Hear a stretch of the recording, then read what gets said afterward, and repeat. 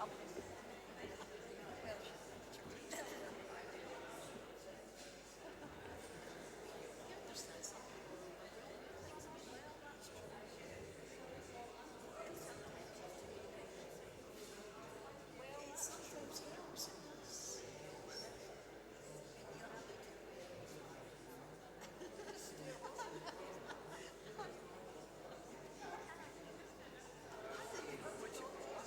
starting to bedroom thinking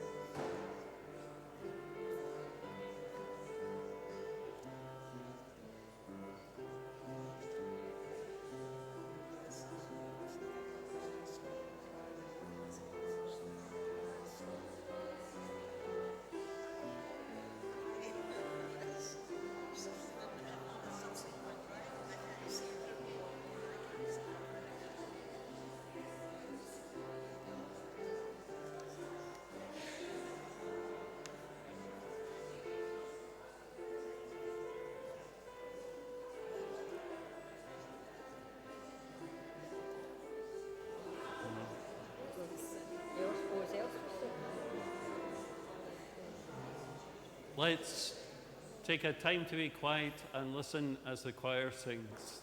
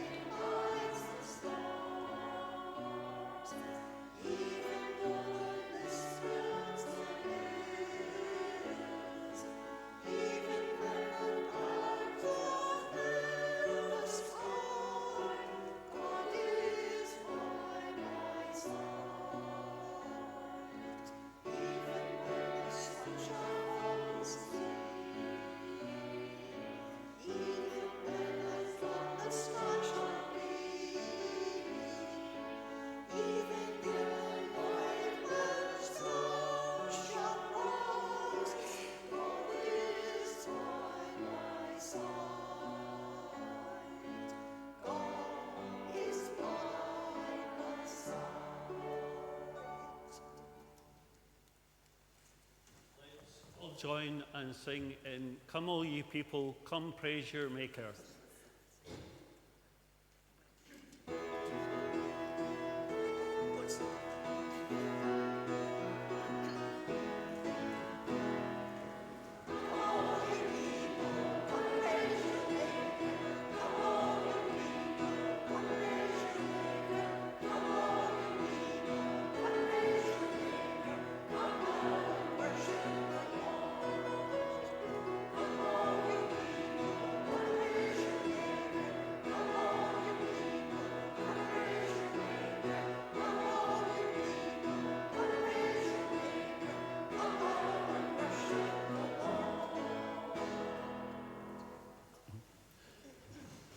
Good morning, and a warm welcome to worship, even if it's not too warm outside.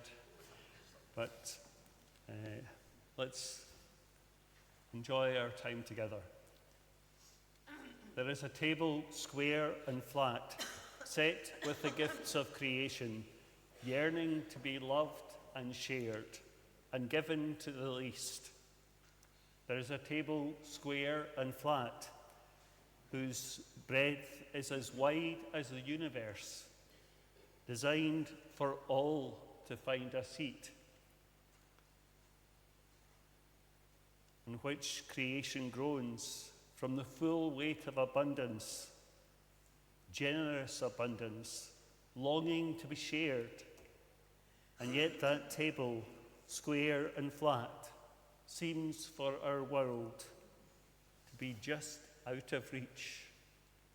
Let's worship in our first hymn, which is Sing of the Lord's Goodness.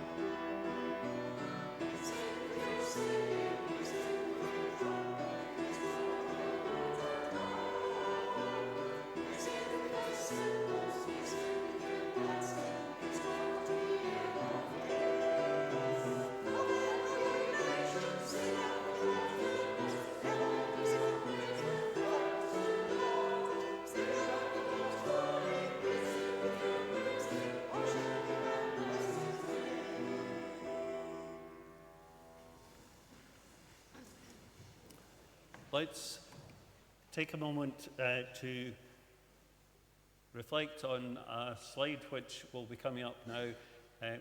Forgiveness is something that we all find hard to do, and this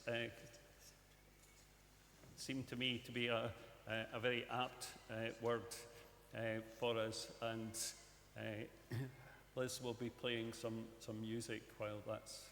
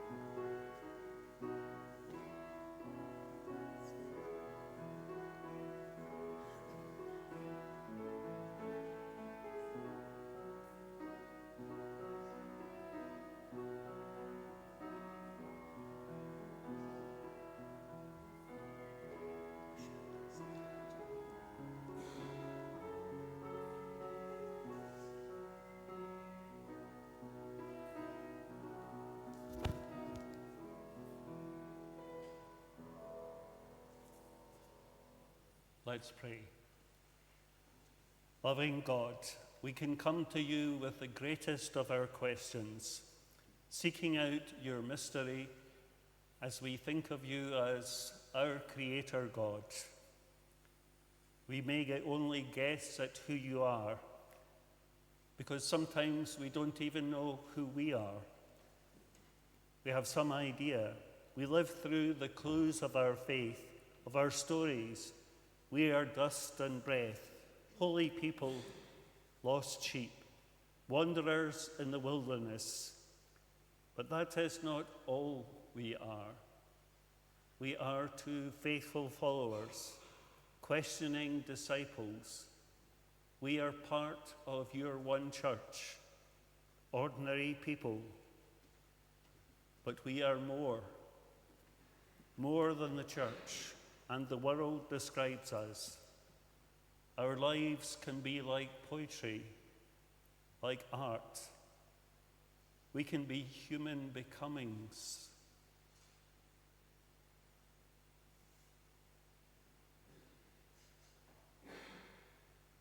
Loving God, dare we live in the constant pursuit of adventure, of exploring what our lives can be and become, of discovery who we are in you and who you are becoming in us. Can we be bound together in growing, in evolving, in a reimagining relationship?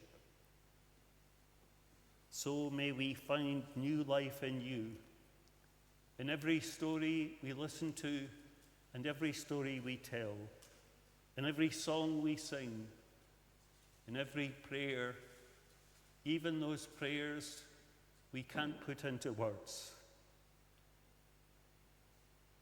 in every place where we find each other, and those who might be difficult people to meet. Loving God, we pause, we ponder, we pray in you, in the silence of our hearts. And here we would offload to you all that we do not need to carry beyond this time and place.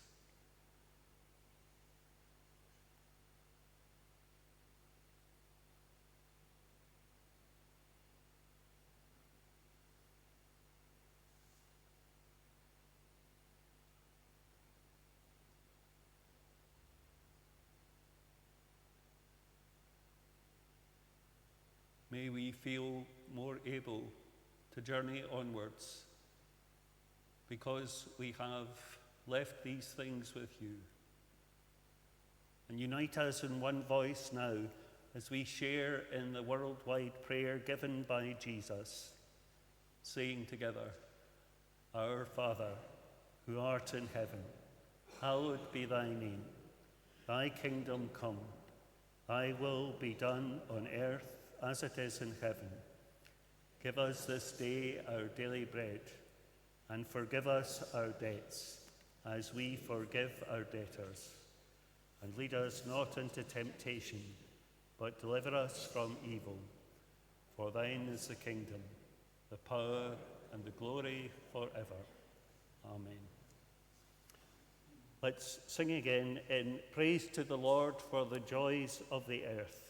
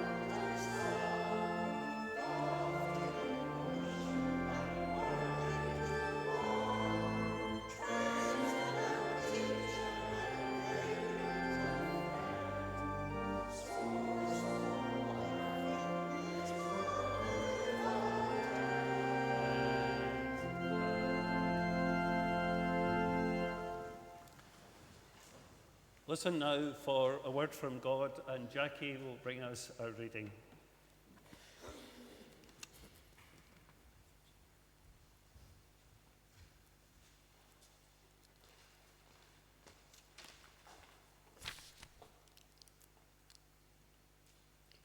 Today's reading is from Acts chapter 10, verses 9 to 23 from the Good News translation.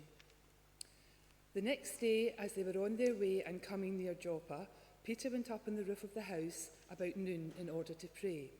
He became hungry and wanted something to eat. While the food was being prepared, he had a vision. He saw heaven opened and something coming down that looked like a large sheet being lowered by its four corners to the earth. In it were all kinds of animals, reptiles, and wild birds. A voice said to him, "Get up, Peter, kill and eat." But Peter said, "Certainly not, Lord. I have never eaten anything ritually unclean or defiled." The voice spoke to him again, "Do not consider anything unclean that God has declared clean." This happened 3 times, and then the thing was taken back up into heaven. While Peter was wondering about the meaning of this vision, the men sent by Cornelius had learned where Simon's house was, and they were now standing in front of the gate. They called out and asked, "Is there a guest here by the name of Simon Peter?" Peter was still trying to understand what the vision meant when the Spirit said, "Listen, 3 men are there looking for you. So get ready and go down, and do not hesitate to go with them, for I have sent them." So Peter went down and said to the men, "I am the man you are looking for. Why have you come?" "Captain Cornelius sent us," they answered. "He is a good man who worships God and is highly respected by all the Jewish people. An angel of God told him to invite you to his house so that he could hear what you have to say." Peter invited the men in and had them spend the night there. The next day he got ready and went with them, and some of the believers from Joppa went along with him. May God bless this reading. Thanks very much. Let's sing again in God is here as we his people.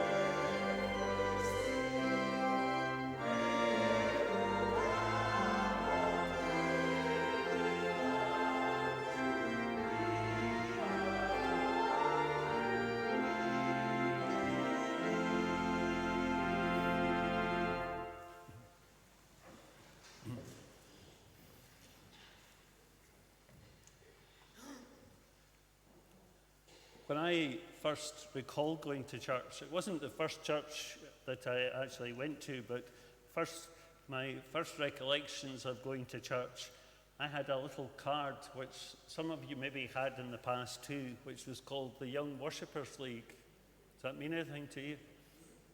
No? Yes? Yes.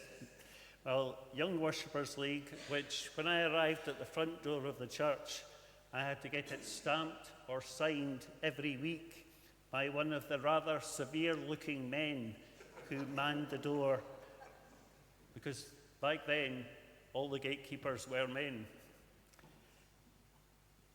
As a young child, I seemed to catch every bug that was going about, and consequently, I missed sometimes several weeks of going to get my card stamped. And I can remember returning after one such bout to be greeted with, "You've not been here for a while," and an adult apology being offered on my behalf. Deciding that this did not count as welcoming at the tender age of 5, I chose to dodge Sunday school and stay in church that week. And as my mind wandered very quickly during the sermon, I pondered, I wonder if I leave that card behind if they won't let me in next week.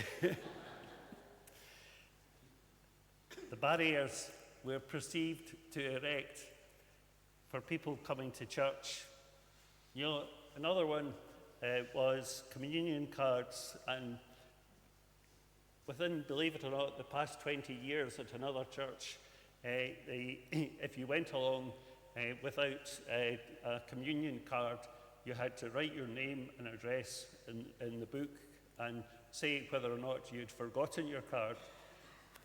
And I felt almost as if I was being given lines, you know, before I could get in to share in communion. Welcoming or so wrong? The text we have read this morning probably isn't that well known, if at all, but it's right to read it, for it reminds us that despite our traditions and rules, of which the leaders in past years were the gatekeepers in the Church of Scotland, being a leader in the church today is not a requirement to keep what is kosher. It's about being yourself openly and honestly. Peter was a righteous man. He lived by the law. No matter how hungry he was, he refused to eat what his tradition had told him was unclean, what wasn't kosher. 3 times he refused it. Right in the midst of the vision was the ongoing debate about the Gentiles and the Jews and what rules of membership there had to be for the early church. Debate was heavily weighed towards the Jewish tradition.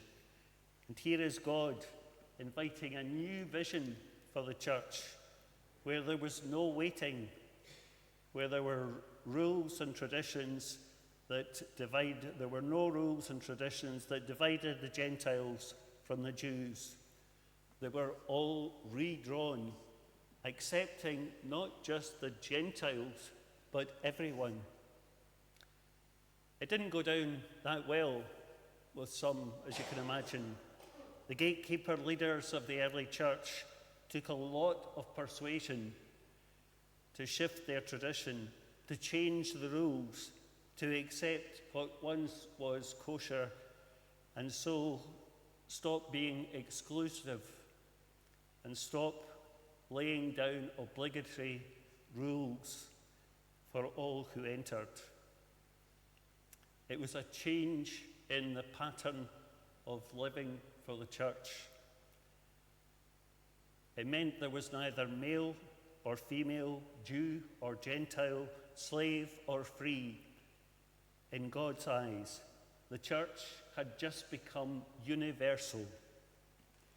Now, as the local congregation here, I invite you all to hear this story again in an age where once again patterns in the church are changing. The church is called to discern what is becoming, and that means leadership will be changing as well. Leadership should now be an affirmation of a God and all people who have said yes to the call to travel in faith together to where the Spirit is calling all of us in our continual renewal and reformation, always alive to the possibility of God doing new things. And in that, we won't necessarily be guided by all of the old rules and traditions of past generations, but primarily by the love that we have for each other, the love that together we have for God, whoever we have been, whoever we are. And if new rules and traditions are formed in love, we need have no fear, because those rules and traditions will take a care for everyone who's going to be affected by them. Love doesn't always lead us to do what's kosher, but to do what is loving, that's life-giving, that's faith-building, that's love-enriching, beyond where we've been before. It's the essential ingredient of all our future plans. So right now, as the presbytery and the church are hesitating how to implement future plans, let's have that as our number one essential. The love we have for each other and the love we have for God. And God will bless us on our journey, wherever that journey is going to lead us. We make it as one congregation under God. And with everyone's help, if we're willing to explore, we're called to be what God's imagination and Spirit has in store for us yet. I believe the road ahead can be exciting and has a place for everyone. Let's sing in As a Fire is Meant for Burning, which we sing to the tune of Ode to Joy.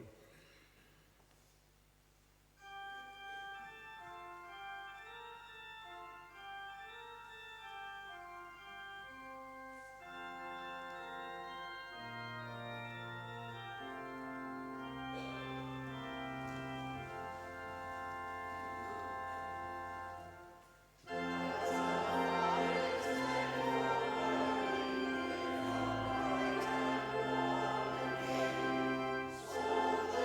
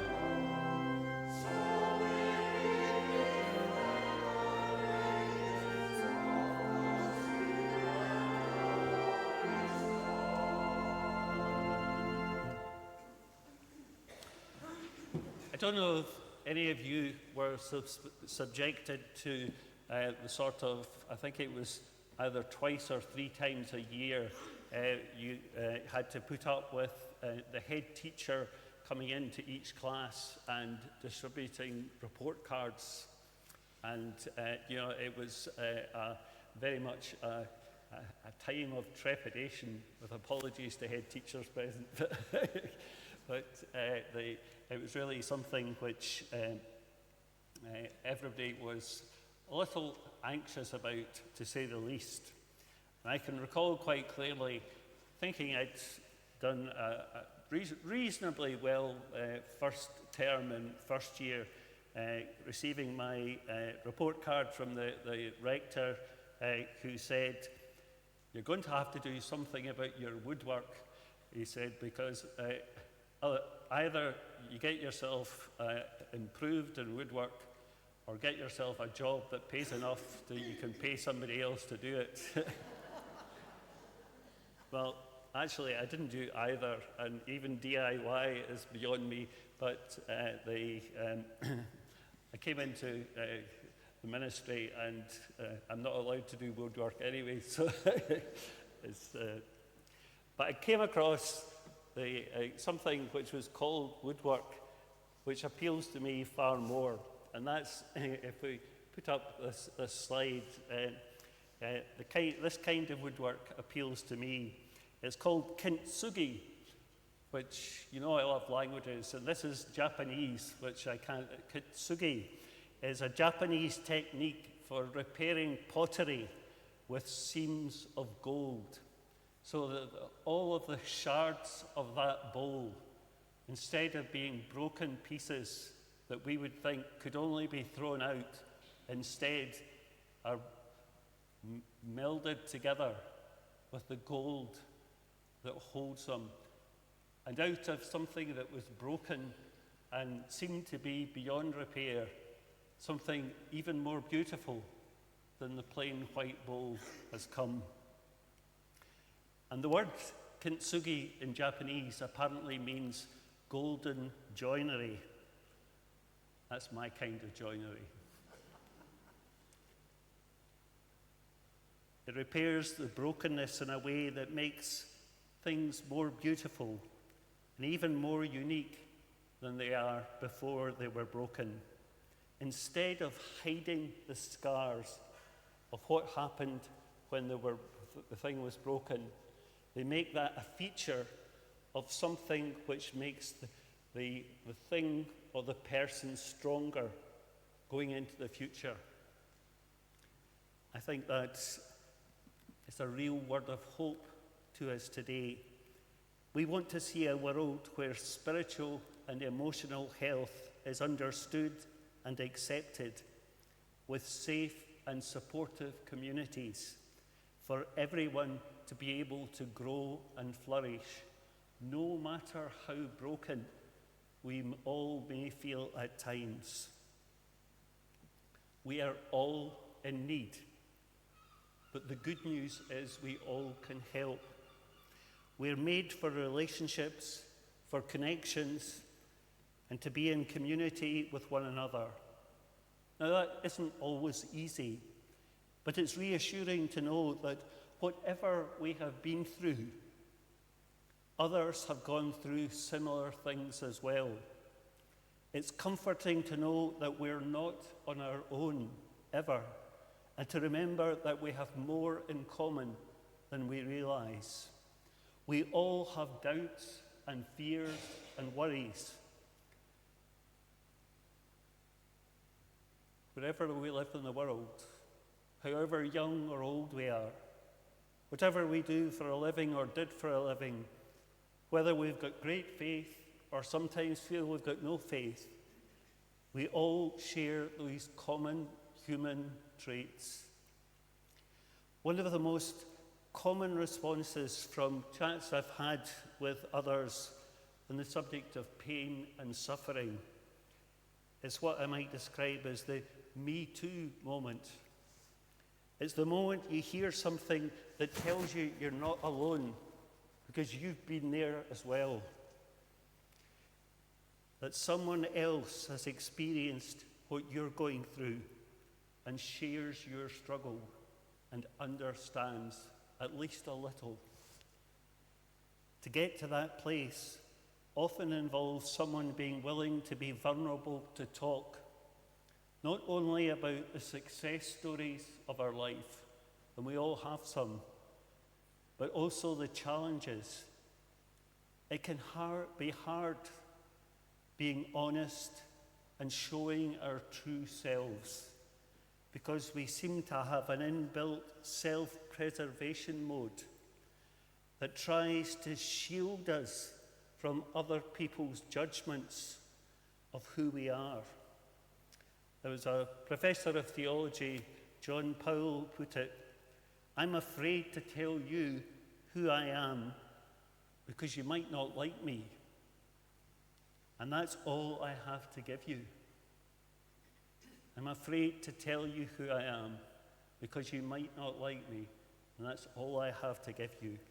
We keep people at a distance, afraid that if we let them close, they might have the ability to hurt us. We develop self-protective strategies. The human personality becomes adept at finding ways to relate to people with our real self being hidden from them, and sadly, sometimes even from us. We develop ways to compensate. We become people pleasers, attention seekers, workaholics, perfectionists, clowns or victims, experts in the art of camouflage. And then we wonder why in Scotland, among so many other places, loneliness is the principal complaint in the 21st century.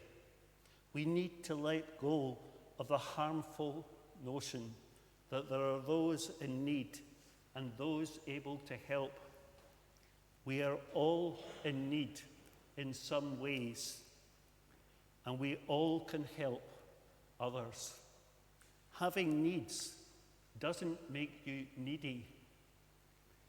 We all have times we feel weak and other times when we feel strong.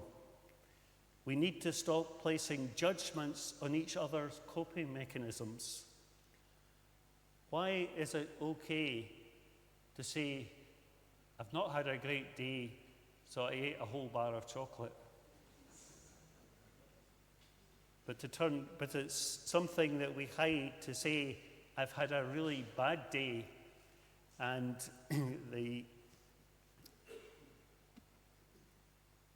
we don't talk about the fact that that bad day either hurt ourselves more or hurt other people.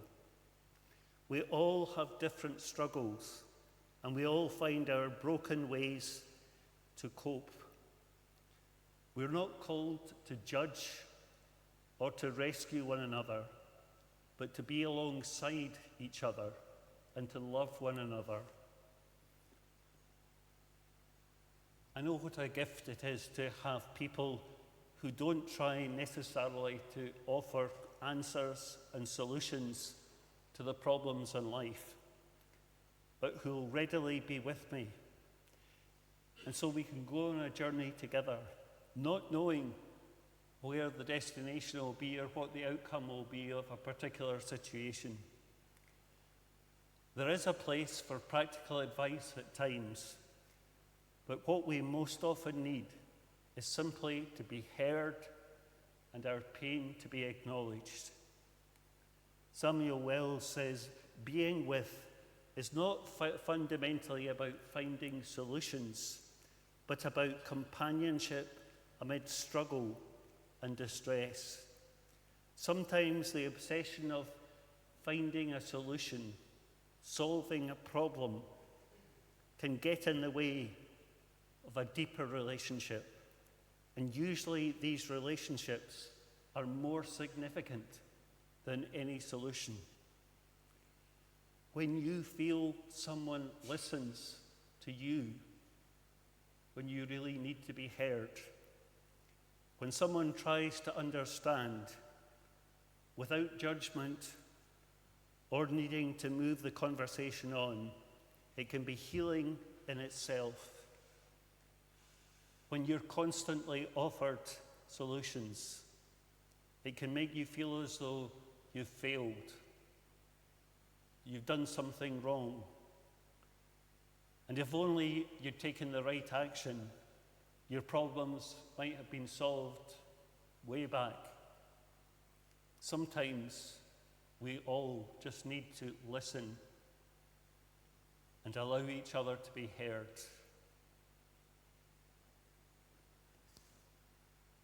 Let's bring our prayers for other people.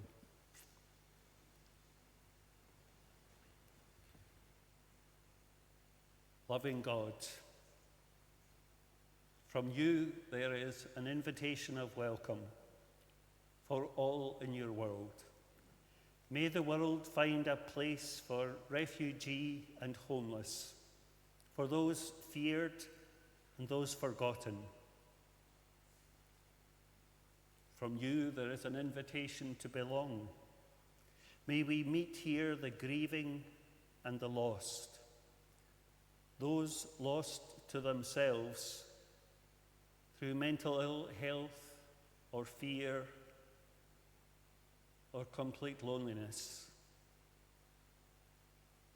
From you there is an invitation to celebrate for all those who hunger in their bodies and in their humanity. There is an invitation to community. In such a place we gather with all in our society, those who are like us and those who are classed as the least. Dare we ask why we allow the society to create the term least? From you there is an invitation for renewal. Here we meet those tired of power and wealth, those who are too full of power and wealth, those who find wealth in the sharing of all that makes life rich for everyone.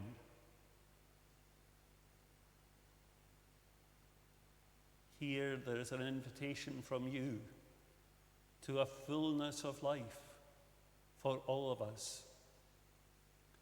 We pray for that fullness now, for our families and friends, for the hopeless and despairing in our communities, for the folk whose lives have lost depth and connection and feel left out in society. In the silence of our hearts, we share with you particular concerns we have for other people. And if we can share in your caring, open our minds to how we can do that.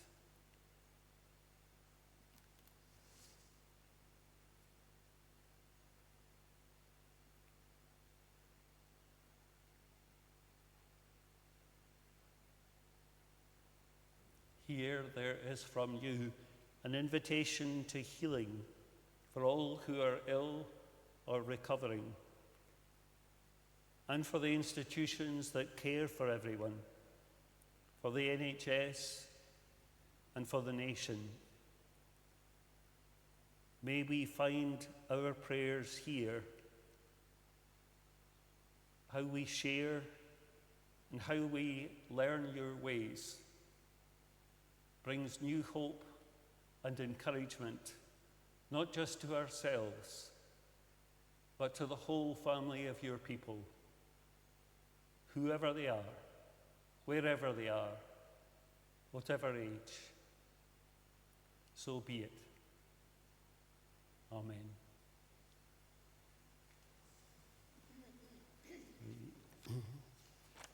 Can I draw your attention to the intimations that are printed? Tea and coffee after the service for all who would like to stay behind. There's a new list for the food bank. Thank you to those who have donated this week, and the new list is there, and mention about the holiday club needs are there and the guilds together, and the coffee shop rota, which starts in September. Please speak to Linda. And then the ladies' retreat, if you don't have a computer, you have to register by computer, so then please speak to one of us and somebody else will register for you. And then if you're available on Monday, Tuesday, the 7th, 8th of August to help create the scenery and games for the holiday club, if you fancy yourself as an artist or like slapping paint and cutting up cards, then please come along and let Linda know about your availability.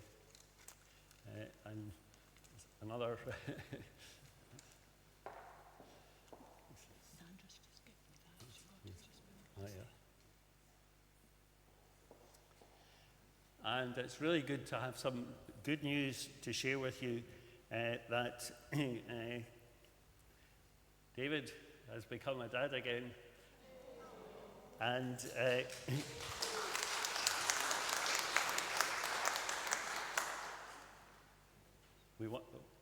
wondered why Carly wasn't with you, but it's delightful to hear that she's looking after Michael as well as Elsie. So it's really good. So congratulations. It's great news, and that's the sort of news we like to have. So let's. Wait a minute, I've got something else. Oh, right. Okay, so this man always celebrates our birthdays by singing happy birthday to us, but he thought he got away with having a birthday and his mum also having a birthday this week, on Wednesday and Thursday, is that correct? Yes, yes. So can we all sing happy birthday to Paul and to Francis? I will not ask your age.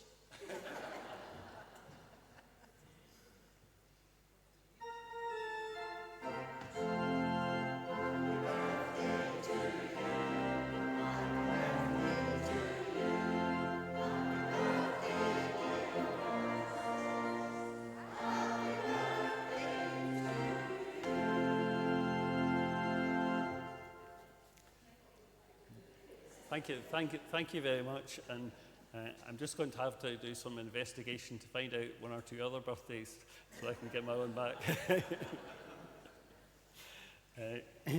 Let's sing now in We Sing a Love That Sets All People Free.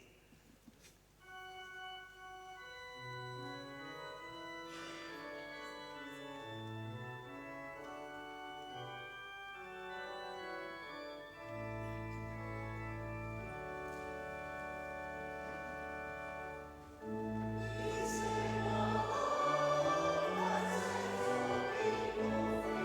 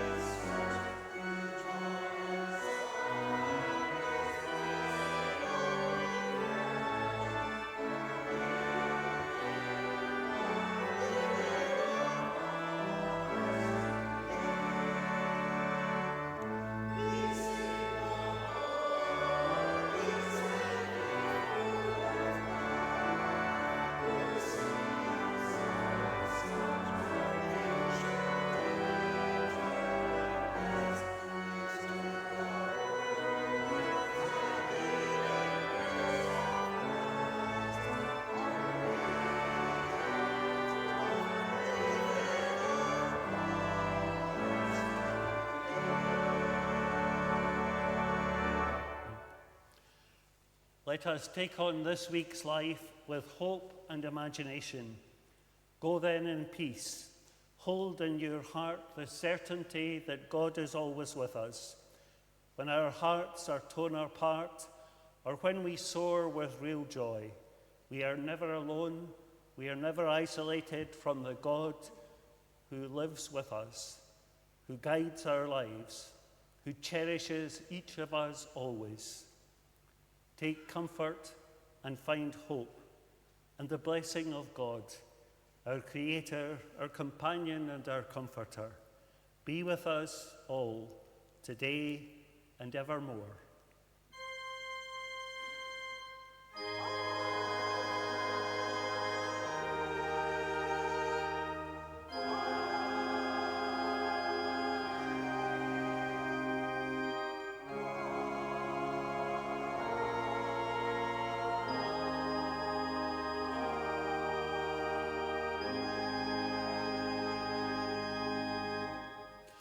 Now go in peace.